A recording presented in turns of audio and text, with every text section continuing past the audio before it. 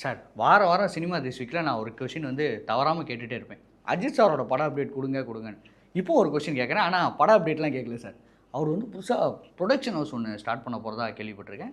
இது வந்து உண்மை தகவலா? ஏன் வந்து இந்த கொஷின் நான் கேட்குறேன் அப்படின்னா, ஒரு இவ்வளோ வருஷம் சினிமாவில் இருந்திருக்காரு, நம்ம பார்த்துருக்கோம். ஆனால் ப்ரொடக்ஷன் ஹவுஸ் ஸ்டார்ட் பண்ண வரான்னு சொல்லிட்டு நம்ம யோசிச்சதே இல்லை. பட் இப்போ வந்து பண்ணுற மாதிரி ஐடியாவில் இருக்கார் போல். எப்படி இது? ஆக்சுவலாக அவர் ஒரு கம்பெனி ரிஜிஸ்டர் பண்ணிருக்கார், ப்ரொடக்ஷன் ஹவுஸு. உண்மைதான் அது. ஃபிலிம் சேம்பரில் தான் ரெஜிஸ்டர் பண்ணிருக்காரு.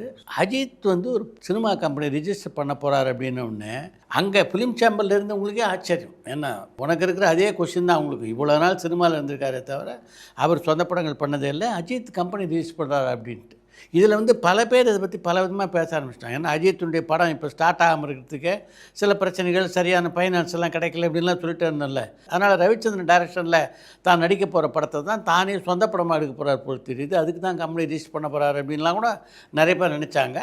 ஆனால் அதெல்லாம் இல்லை. அவர் கம்பெனி ரிஜிஸ்டர் பண்ணது வேறு ஒரு நோக்கத்துக்காக அப்படின்றது அந்த கம்பெனியுடைய பேரை பார்க்கும்போது தான் தெரிஞ்சுது. அந்த கம்பெனியுடைய பேர் அஜித் ஸ்போர்ட்ஸ் சர்வீசஸ் கம்பெனி. இதுலேருந்து என்ன தெரியுதுன்னா, இப்போ விஜயினுடைய டைரக்ஷனில் இந்த கார் ரேஸை ஒட்டி ஒரு டாக்கு ஃபிலிம் ஒன்று பண்ணிகிட்டு இருக்காரு அவர். ஆமாம் சார். அதை வந்து ரிலீஸ் பண்ணுறது வந்து அந்த கம்பெனியில் ரிலீஸ் பண்ணுறது அப்படின்னு முடிவு பண்ணிட்டார் பொழுது, அதுக்காக தான் அந்த கம்பெனி ரிலீஸ் பண்ணியிருக்காரு. எது எப்படி இருந்தாலும் டாக்குமெண்ட்ரியோ ஃபீச்சர் ஃபிலிமோ ஒரு ப்ரொடக்ஷன் கம்பெனி ரிலீஸ் பண்ணி அஜித் சினிமா உலகத்துக்குள்ளே வந்திருக்காரு. நல்வரவு கூறி வரவேற்போம். கண்டிப்பாக சார்.